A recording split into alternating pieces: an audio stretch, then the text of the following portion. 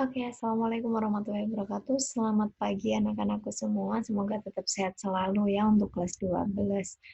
Sebelum kita memulai pelajaran, alangkah baiknya kita berdoa terlebih dahulu agar ilmu yang kita dapatkan selalu bermanfaat. Berdoa mulai.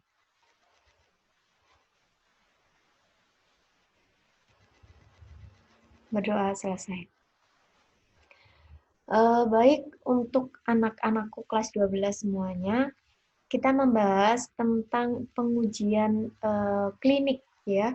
Jadi apa sih uji klinik? Jadi pengujian ini sebenarnya perlu didasari sebelum ke uji klinik kita dasari dulu dengan pengujian praklinik. Nah, pengujian praklinik ini sebenarnya pengujian yang didasari dengan hewan ujinya atau percobaannya itu dengan menggunakan hewan uji coba ya. Biasanya ada monyet, ada tikus, ada mencit ya.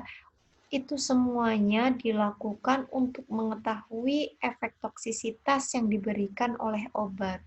Jadi kalau kita mau mengembangkan suatu obat atau isolat murni atau isolat baru dari suatu obat-obat ya, jadi kita diwajibkan untuk pengujian farmakologi secara praklinik dulu ya, untuk mengetahui apa keamanan dan efektivitas dari suatu bahan obat itu sendiri.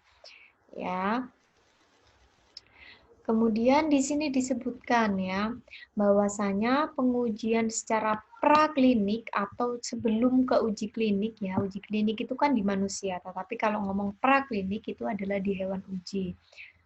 Untuk mengetahui bahwasannya dia mengetahui farmakokinetik suatu obat, farmakodinamiknya bagaimana ya, kemudian efek toksiknya di hewan coba, apakah dia ada side effect, apakah dia ada keuntungan atau kerugian lain dalam suatu obat tersebut, kita bisa deskriptifkan atau kita bisa analisis di hewan coba itu sebelum kita masuk ke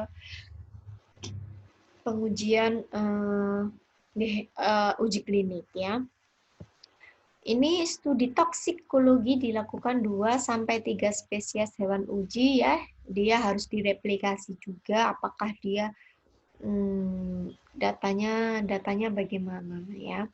Uji toksikologi pada hewan coba meliputi yaitu toksisitas akut, toksisitas kronik, teratogenis ya, atau adakah dia mengalami efek tumor setelah dia pemberian itu, ada karsinogenitas, mutagenin, dan uji ketergantungannya bagaimana. Jadi uji praklinik itu sangat banyak sekali ya, selain dia untuk mengetahui apakah dia beraktivitas atau tidak, tetapi side effect yang ditimbulkan itu kita juga bisa harus lihat.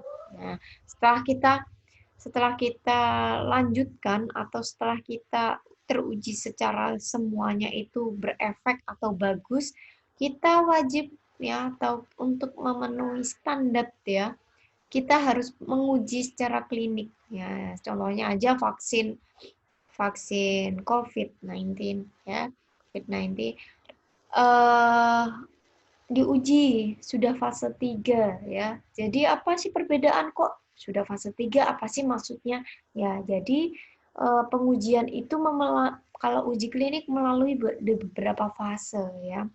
Nah, sampai sekarang di salah satunya di vaksin itu kan harus melalui uji klinik ya. Uji klinik itu adalah uji di manusia, apakah pada manusia yang sehat, manusia yang uh, yang tidak mempunyai penyakit, bila dikasihkan obat tersebut atau obat tersebut apakah dia beraktivitas atau tidak dibandingkan dengan manusia yang sakit yang dikasihkan obat tersebut. Jadi ada perbandingannya. Di sini kita langsung membahas di uji kliniknya ya. Pada dasarnya uji klinik itu memastikan efikasi atau keamanan suatu obat ya. Dia memberikan gambaran efek samping yang tadi disebutkan sama Bu Rati bahwasannya obat yang masih baru itu harus diujikan melalui praklinik dan uji klinik untuk mengetahui aktivitas dan side effect yang ditimbulkan. Nah, seperti itu ya. Gambaran efek samping atau side effect ya yang sering timbul pada manusia akibat pemberian suatu obat. Uji klinik itu terdiri dari 4 fase ya. Fase 1 sampai fase 4. Nah, tadi yang disebutkan kok ada fase 3, kita bahas satu persatu di sini ya. Pada fase 1 biasanya dilakukan pada sukarelawan sehat. Jadi pada fase 1 itu dilakukan pada orang yang sehat. Subjek penelitiannya atau orangnya itu diperlukan pada jumlah 20 sampai 50 orang ya. Yang diteliti yang pertama ya, kita melakukan penelitian yang pertama untuk fase 1 adalah keamanan dari suatu obat. Yaitu yang pertama adalah menentukan dosis maksimal yang diperlukan, kemudian toleransi sebelum timbul efek toksik yang dapat diterima. Loh Bu, apakah di sini tadi kan sudah ditentukan di uji praklinik ya. Apakah harus juga menentukan dosis maksimal atau dosis yang dapat ditoleransi oleh tubuh kita? Iya, jawabannya ya. Kita simulasikan di hewan coba tersebut. Kita simulasikan obat maksimal yang dapat yang berefek kronik di dalam di hewan coba itu dosisnya sekian ya, atau X miligram. Nah, kita bandingkan juga yang ada di manusia dengan dosis yang ada di hewan coba, kita konversikan di dosis manusia, kurang lebih apakah dosis maksimalnya juga sama. Jadi kita hitung atau dikonversikan ke dalam manusia ya.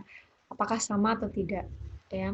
Kemudian diteliti efek farmakodinamik ya, dengan mungkin dengan kita lihat di darahnya ya atau CP-nya, kita farmakodinamiknya, dengan urinnya kita keluarkan ya, atau yang kita lihat adalah atmanya, absorpsi, distribusi, ekskresi, dan metabolisme yang ada di dalam tubuhnya itu ya.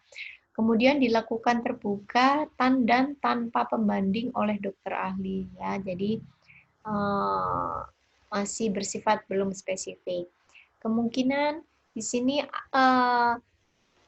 di fase 2 ya. Sekarang masuk ke fase 2. Nah, apa perbedaannya fase 1 dengan fase 2? Yang pertama tadi adalah subjek. Yang kedua, subjeknya itu pasti berbeda.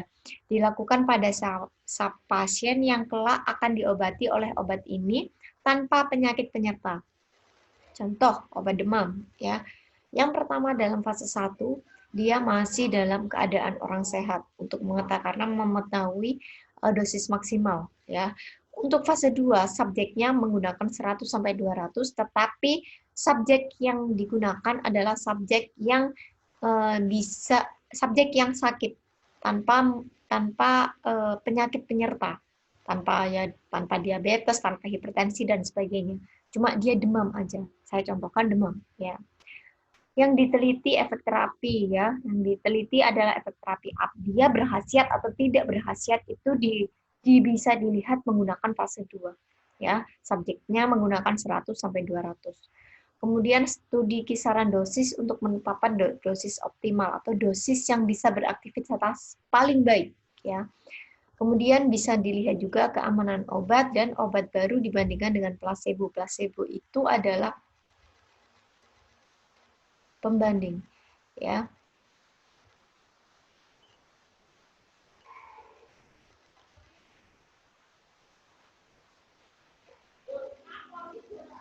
Kemudian ada fase 3 ya.